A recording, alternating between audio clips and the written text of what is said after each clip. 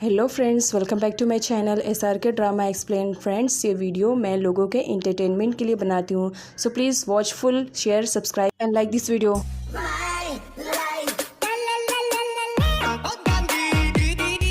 Part की starting वहीं से होती है जहाँ पर प्रीवियस पार्ट फिनिश हुआ था। क्रिट और यदा को ढूंढते हुए विट और खेम दोनों उनके पास पहुँच चुके थे। विट क्रिट से कहता है, वैसे तो एक तरफ तुम डेलॉग से बदला लेने का सोच रहे हो और दूसरी तरफ यदा से प्यार कर बैठे हो। क्रिट उससे कहता है कि वो समझदार है, यदा समझ जाएगी। आगे विट को दिखाया जाता है जो क्रिट और यदा को थाईलैंड वापस चलने के लिए कहता है, जिस पर क्रिट उन लोगों से कहता है कि चलो रेस लगाते हैं, रेस में जो जीतेगा विनर वो रहेगा और उसके बाद क्या होगा वो डिसाइड किया जाएगा। दोनों में रेस स्टार्ट हो जाती है और फर्स्ट रेस क्रिट और यदा जीतते हैं। उसके अगली रेस के विनर विट और खेम रहते हैं, वो भी यदा की वजह से, क्योंकि यदा ने जानबूझ करके उन लोगों को जिताया था। उसकी अगली रेस लगती है जहाँ पर क्रिट जीतने वाला था, लेकिन यदा पानी में स्लिप हो जाती है ये कहते हुए कि मेरा पैर फिसल गया जिसकी वजह से मैं पानी में गिर गई और इस वजह से हम नहीं जीत पाए। लेकिन क्रिट ये सब कुछ देख रहा था, वो पानी में लेकर के यदा को गिर जाता है ये कहते हुए कि स्लिप ऐसे होते हैं। दोनों बहुत ही ज़्यादा इंजॉयमेंट करते हैं। यदा क्रिट से रिक्वेस्ट करती है कि वो अपनी माफिया लाइफ को छोड़ करके एक नॉर्मल पर्सन की लाइफ को इंजॉय करे, जिस पर क्रिट कहता है उसे एक मिशन को कंप्लीट करना है, उसके बाद वो माफिया लाइफ को छोड़ देगा। यदा खुश हो जाती है और क्रिट को सडनली किस कर लेती है। टॉम बहुत ही ज्यादा गुस्से में था, वो अपने डैड को गलत काम करने से रोकने की कोशिश कर रहा था, लेकिन डैड तो उसकी एक भी नहीं सुनते, उल्टा उसे ही सुना करके वहाँ से जाने के लिए कह देते हैं। यदा के डैड अपनी इस न्यू कंपनी में वैन और अपनी वाइफ दोनों को ही शेयर होल्डर्स बनाते हैं और उन्हें बहुत सारे अमाउंट का लालच देते हैं कि अगर वो उनके साथ काम करेंगे तो बदले में बहुत सारे पैसे उन्हें मिल सकते हैं। वैन की मॉम और वैन दोनों थे ही लालची, तो वो लोग भी डैड के साथ हाथ मिला लेते हैं। डैड उन्हें 3 लाख ऑन द स्पॉट देते हैं। थाईलैंड वापस आने से पहले इवनिंग में यदा और क्रिट दोनों बहुत ही अच्छे मोमेंट को एक साथ स्पेंड करते हैं, जहां इन दोनों की लाइफ में अब खुशियां आ रही थी। तो इन दोनों को देख करके खेम को वहीं अपना पिछला पास्ट याद आता है कि अगर यदा आज क्रिट के साथ नहीं होती तो ये सब उसे मिलता। इसी वजह से वो बहुत ही ज़्यादा नफरत करने लगी थी। नाइट में जब यदा खेम के साथ सोने के लिए जाती है तब क्रिट उसे रोक लेता है और उसे अपनी गोद में उठा करके रूम में ले जाता है, जहाँ पर यदा का कहना था कि वो खेम के साथ सोएगी। क्रिट यदा से कहता है, तुम्हें खेम के लिए परेशान होने की ज़रूरत नहीं है, उसका बॉयफ्रेंड विट उसके पास है, वो उसे संभाल लेगा और यहाँ पर किसी चीज़ का डर नहीं है। और बात रही तुम्हारी, तो तुम्हें खेम पर फोकस ना करते हुए मुझ पर फोकस करना चाहिए। ये कहते हुए वो उसे अपने साथ सोने के लिए कहता है। यदा मना करती है। क्रिट उसे कल रात की बातें याद दिलाता है, जिस पर यदा क्रिट से कहती है, वो तो मुझे तुम पर तरस आ रहा था, इसी वजह से। क्रिट को बहुत ही ज़्यादा बुरा लगता है, वो अपसेट होकर के वहाँ से जाने लगता है, जिस पर यदा उसे सॉरी बोलती है कि वो तो बस उसे टीज़ कर रही थी और कुछ नहीं। जिस पर क्रिट कहता है कि मुझे तरस खाने वाले लोग बिल्कुल भी पसंद नहीं हैं, मुझे प्यार करने वाले लोग चाहिए, मुझे तुम चाहिए यदा। ये कहते हुए उसके फोरहेड पे किस करता है। इधर खेम को दिखाया जाता है जिसे नींद नहीं आ रही थी, क्योंकि जब से यदा और क्रिट को उसने साथ में देखा उसकी तो रातों की नींद हराम हो गई। नेक्स्ट डे चारों थाईलैंड वापस आ चुके थे, जहां पर क्रिट को उसके बॉडीगार्ड के थ्रू डिलॉग की कंपनी के बारे में मालूम पड़ता है कि डिलॉग ने एक न्यू कंपनी स्टार्ट की है। अगले सीन में दिखाया जाता है यदा को उसके पास कॉल आता है जो कि टॉम का रहता है। वो बहुत ही ज़्यादा परेशान हो जाती है। यहाँ पर टॉम अपने डैड से कहता है कि आप जो मुझसे करवाना चाह रहे हैं वो मैं नहीं करूँगा। डैड उसे ज़बरदस्ती वो काम करने के लिए कहते हैं जो कि टॉम बिल्कुल भी करना नहीं चाह रहा था। टॉम गुस्से में वहाँ से चला जाता है। यदा जब कंपनी आती है तो कंपनी का पूरा हुलिया चेंज रहता है। वो परेशान हो जाती है कि पुरानी वाली कंपनी कहाँ गई। तब वहाँ पर टॉम आता है। यदा उससे पूछने लगती है कि मेरे ना रहने पर यहाँ पर ऐसा क्या हो गया है।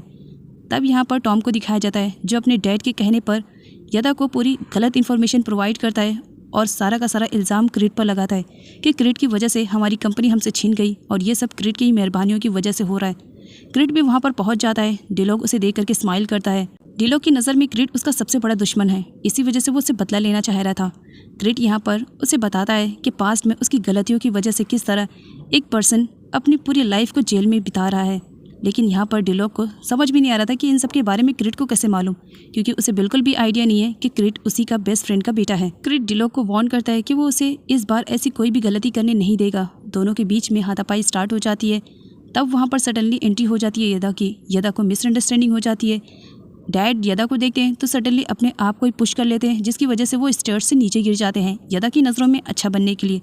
यदा को ऐसा रियलाइज़ होने लगता है कि क्रिट उसके डैड को इतनी ज़्यादा नफरत करता है कि वो उन्हें जान से मार देना चाह रहा है। आगे डैड को हॉस्पिटल में एडमिट किया जाता है। डैड टॉम को लेकर के जाते हैं और यदा को वहीं पर छोड़ देते हैं। यदा गुस्से में क्रिट के पास जाती है और उसे थप्पड़ मारने वाली थी कि तुम मेरे डैड के साथ ऐसे कैसे कर सकते हो, क्या तुम उन्हें मारना चाहते हो। इस पर क्रिट का कहना था, ऑफ कोर्स ऐसे लोगों को मर जाना चाहिए। यदा को बहुत ही ज़्यादा बुरा लगता है कि क्रिट उसके डैड के रिलेटेड ये सारी बातें कर रहा है। यहाँ पर क्रिट यदा से कहता है, क्या सच में तुम्हें तुम्हारी डैड की गलतियाँ नज़र नहीं आ रही है?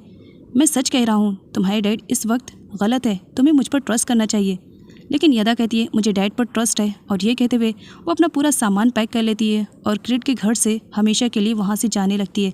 जाने से पहले वो अपनी वेडिंग रिंग को भी निकाल करके फेंक देती है क्रिट के मुंह पे, ये कहते हुए कि आज से हम दोनों के बीच में कोई भी रिलेशनशिप नहीं रहेगा। आज से तुम्हारा रास्ता अलग और मेरा रास्ता अलग। क्रिट उसे रोकने की कोशिश करता है लेकिन यदा नहीं सुनती है। विट क्रिट से मिलने के लिए आता है और ये सब स्टॉप करने के लिए कहता है। क्रिट उसकी नहीं सुनता है, जिसकी वजह से विट सीईओ की पोस्ट से रिजाइनिंग दे देता है। आगे खेम पेन से मिलने के लिए आती है, जहाँ पर स्टोर में उसे सारे अकाउंट्स बॉक्सेस दिख जाते हैं। वो सारे अकाउंट बॉक्सेस उसी की कंपनी के रिलेटेड रहते हैं। इसी वजह से वो विट से बहुत ही ज़्यादा नाराज़ होती है। यहाँ पर वो उससे पूछने की कोशिश करती है कि ये सारे अकाउंट बॉक्सेस उसके पास क्या कर रहे हैं। सच्चाई मालूम होने पर खेम को बहुत ही ज़्यादा बुरा लगता है। वो गुस्से में विट को थप्पड़ भी जड़ देती है, ये कहते हुए, मुझे यकीन नहीं था कि तुम मेरे साथ चीट करोगे। सच में तुम भी उन्हीं लोगों की तरह निकले, चीटर। पैन भी उन दोनों की फाइटिंग को देख लेती है, उसे बहुत ही ज़्यादा बुरा लगता है। विट खेम को रोकने की कोशिश करता है लेकिन खेम सारे अकाउंट बॉक्सेस को लेकर के चली जाती है और यहाँ पर यदा के पास आकर के वो क्रिट के खिलाफ उसे और ज़्यादा भड़काती है और सारे अकाउंट बॉक्सेस को जला भी देती है। पैन बहुत ही ज़्यादा हर्ट हो चुकी थी क्योंकि विट की खुशी खेम से थी और खेम इतनी नाराज़ होकर के गई थी, तो इस वजह से वो बहुत ज़्यादा रोती है। विट उसे संभालता है। आगे छाया को यदा के बारे में मालूम पड़ता है कि यदा क्रिट को छोड़ करके जा चुकी है। वो क्रिट से मिलने के लिए आती है। क्रिट गुस्से में था, इसी वजह से वो छाया को वहाँ से जाने के लिए कह देता है। छाया भी चली जाती है। आगे यदा को दिखाया जाता है जो अपने घर तो वापस आ चुकी थी। क्रिट की टी शर्ट को देख करके वो उसे बहुत ही ज़्यादा मिस करती है और रोती है। और सेम सिचुएशन क्रिट की थी, वो भी यदा को मिस कर रहा था। पाई उसके पास आता है और उसे रियलाइज़ करवाता है कि क्रिट थाईलैंड क्यों आया है। वो अपना मिशन कंप्लीट करने के लिए आया है और उसे अपना मिशन जल्दी से कंप्लीट करना पड़ेगा। खेम को रोते हुए दिखाया जाता है। उसे लगता है कि विट ने उसे धोखा दिया है, इसी वजह से वो अपने फ़ोन से विट की सारी फ़ोटोज़ को डिलीट कर देती है, ये कहते हुए कि तुम भी चीटर निकले, तुम पर ट्रस्ट किया लेकिन तुम भी मेरे ट्रस्ट के लायक नहीं हो। खेम अपसेट थी, इसी वजह से वो बहुत ही ज़्यादा ड्रिंक करके घर पर आती है। तब यदा एक छोटी बहन की तरह खेम को अच्छे से ट्रीट करती है और उसे संभालती है। अगले सीन में यदा को दिखाया जाता है जो कि विट के कहने पर उससे मिलने के लिए गई हुई थी। विट यहाँ पर सॉरी बोलता है कि उसका इंटेंशन खेम को हर्ट करना नहीं था, बाय मिस्टेक ये सब हो गया। अगले सीन में दिखाया जाता है यदा जब कंपनी जाती है तब क्रिट वहाँ पर हंगामा क्रिएट कर चुका था। यदा उसे रोकने की कोशिश करती है। क्रिट उसे चैलेंज करता है कि वो भी इस कंपनी में रिच बनने के लिए आया हुआ है और वो बनकर ही रहेगा।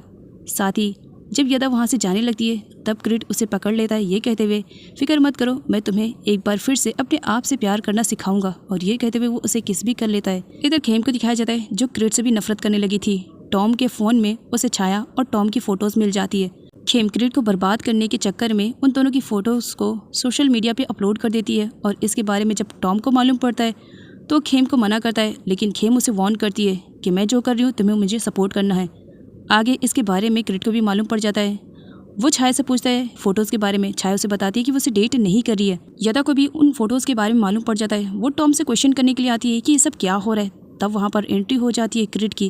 क्रिट बहुत ही ज़्यादा गुस्से में था। अब टॉम ने उसके सिस्टर के रिलेटेड इतनी सारी वाहियात न्यूज़ को वायरल किए तो जाहिर सी बात है अब क्रिट टॉम को थोड़ी छोड़ने वाला है। छाया टॉम के पास जाती है और उससे उन फ़ोटोज़ के बारे में पूछने लगती है कि आखिर उसने क्यों ऐसा किया। टॉम खामोश था, वो कुछ भी नहीं बोल रहा था क्योंकि सामने खेम खड़ी थी और खेम ने टॉम को वार्न किया है सच्चाई बताने से। टॉम क्रिट से कहता है कि उसने भी वही किया जो कि क्रिट ने उसकी बहन खेम के साथ किया था, जैसे कुछ तैसा। ये सारी बातें यदा भी सुन लेती है। तब उसे समझ में आता है कि इसमें गलती टॉम की है। अगर उसने क्रिट को नहीं रोका तो टॉम को हर्ट भी कर सकता है क्रिट। यदा क्रिट को रोकने की कोशिश करती है कि वो टॉम को हर्ट ना करे, लेकिन क्रिट यदा से कह देता है कि वो ऐसे प्रॉमिसेस को नहीं करता है जो कोई निभा ना सके। और बात जहाँ तक रही टॉम की, तो उसने छाया को हर्ट किया है तो उसकी पनिशमेंट तो उसे मिलकर रहेगी। तो यदा उसे रोकने की कोशिश करती है। क्रिट वहाँ से गुस्से में चला जाता है। आगे टॉम को बहुत ज़्यादा अपसेट दिखाया जाता है। वो ये सब नहीं करना चाह रहा था, मजबूरियों की वजह से उसने ये सब किया है। आगे क्रिट के गार्ड्स आते हैं जो टॉम को ज़बरदस्ती क्रिट के पास ले जाते हैं। यहाँ पर यदा भी टॉम को ना पा करके बहुत ज़्यादा परेशान थी। वो टॉम को ढूंढ रही थी। क्रिट अपने गार्ड्स के थ्रू टॉम की अच्छी खासी वाली पिटाई भी करवाता है और साथ में खुद भी मारता है कि उसने छाया के साथ इतना बड़ा धोखा कैसे किया। यदा क्रिट को रोकने के लिए वहाँ पर आ जाती है। उसके हाथ में भी गन था। क्रिट यदा से कहता है कि वो ऐसा बिल्कुल भी नहीं कर सकती है। यदा गुस्से में क्रिट से कहती है कि वो अपनी फैमिली को प्रोटेक्ट करने के लिए कुछ भी कर सकती है। क्रिट यदा को सही से गन पकड़वाता है और उसे कहता है कि गन इस तरह से पकड़ते हैं डालें। क्रिट वहाँ से जाने लगता है। यदा को ऐसा लगता है कि क्रिट टॉम को हर्ट न कर दे, इसी वजह से वो ट्रिगर दबा देती है, जिसकी वजह से क्रिट को बहुत ही ज्यादा बुरा लगता है कि यदा ऐसा भी कर सकती है। यदा को गन सही से पकड़वाने के चक्कर में क्रिट ने बुलेट्स निकाल लिए थे, इसी वजह से उसकी जान तो बच जाती है, लेकिन यदा ऐसा भी कर सकती है, इसके बारे में क्रिट को बहुत ही ज्यादा बुरा लगता है। क्रिट टॉम को वहीं पर छोड़ करके चला गया था। यदा टॉम को पाती है, वो उसे हक करती है और रोने लगती है और उसे सही सलामत घर वापस लेकर जाती है। नेक्स्ट डे यदा विट से मिलने के लिए जाती है। वो विट के थ्रू जानना चाह रही थी कि आखिर क्रिट उसके डैड से इतनी ज्यादा नफरत क्यों करता है। यदा जबकि क्रिट की वाइफ थी, तो इसी वजह से विट यदा को पूरी सच्चाई बता देता है। आगे क्रिट विट से मिलता है, जहाँ पर क्रिट विट को बताता है कि विदाउट माई परमिशन तुम्हें कोई भी अपनी कंपनी में जॉब नहीं देगा। तभी वहाँ पर यदा भी पहुँच जाती है। यदा को देख करके विट उसे कहता है कि तुम्हें अपनी प्रॉब्लम्स को पहले सॉर्ट आउट करना चाहिए। क्रिट उन दोनों को साथ में देख करके पूछता है यदा से कि वो यहाँ पर क्यों आई थी। यदा कुछ भी नहीं बताती है, गुस्से में थी। जिस पर क्रिट कहता है क्या मुझे शूट करोगी, जिस पर यदा कहती है आज मेरे पास गन नहीं है, जिस दिन गन रहेगा शूट जरूर कर दूंगी। यदा अपने डैड के रूम में छानबीन करती है, जहाँ पर फोटोज के बीच में उसे क्रिट के डैड की फोटो मिलती है जिस पर बेस्ट फ्रेंड लिखा हुआ था।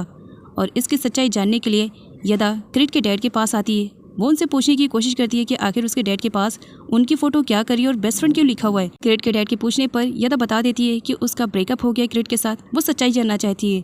क्रिट के डैड उसे कुछ भी नहीं बताते हैं और सच्चाई के बारे में छानबीन करने से भी मना करते हैं। जब यदा बाहर आती है तब क्रिट कहता है कि सच्चाई नहीं पता चली ना, कोई बात नहीं, मैं तुम्हें सच्चाई बता देता हूँ। ये कहकर वो पूरी सच्चाई बता देता है। यदा को क्रिट की बातों पर यकीन नहीं आ रहा था। उसे ऐसा लग रहा था कि उसके डैड किसी के साथ चीट नहीं कर सकते हैं। इसी वजह से यदा अपने डैड की सपोर्ट में थी। जिस पर क्रिट गुस्से में कहता है माना आज मेरे पास सबूत नहीं है तुम्हारे डैड के खिलाफ, लेकिन बहुत जल्द मैं साबित कर दूंगा कि तुम्हारे डैड ने ही मेरे डैड को चीट किया और उन्हीं की सज़ा आज वो भुगत रहे हैं। फिक्र मत करो, बहुत जल्द इन सब के बारे में तुम्हें मालूम पड़ जाएगा। खेम के पास पैन का कॉल आता है, जिसे सुनने के बाद खेम बहुत ही ज़्यादा परेशान हो जाती है और फ़ौरन पैन के पास मिलने के लिए जाती है, क्योंकि पैन ने झूठ बोला कि उसकी कंडीशन बहुत ही ज़्यादा ख़राब हो गई है। वो खेम और विट को मिलवाना चाह रही थी। जब सच्चाई के बारे में पता चलता है कि पैन ने झूठ बोला है तो उसे बहुत ही ज़्यादा बुरा लगता है और एक बार फिर से वो पैन और विट पर भड़क करके वहाँ से गुस्से में चली जाती है। आगे जब क्रिट अपने डैड से मिलने के लिए आता है तब डैड उसे समझाते हैं कि वो डिलॉग से बदला लेने के चक्कर में अपनी लाइफ को स्पॉइल ना करे, लेकिन क्रिट अपने डैड की एक नहीं सुनता है। क्रिट का मानना है कि जिसकी वजह से उसके डैड की लाइफ और उसकी लाइफ स्पॉइल हो गई है वो उससे बदला लेकर के ज़रूर रहेगा।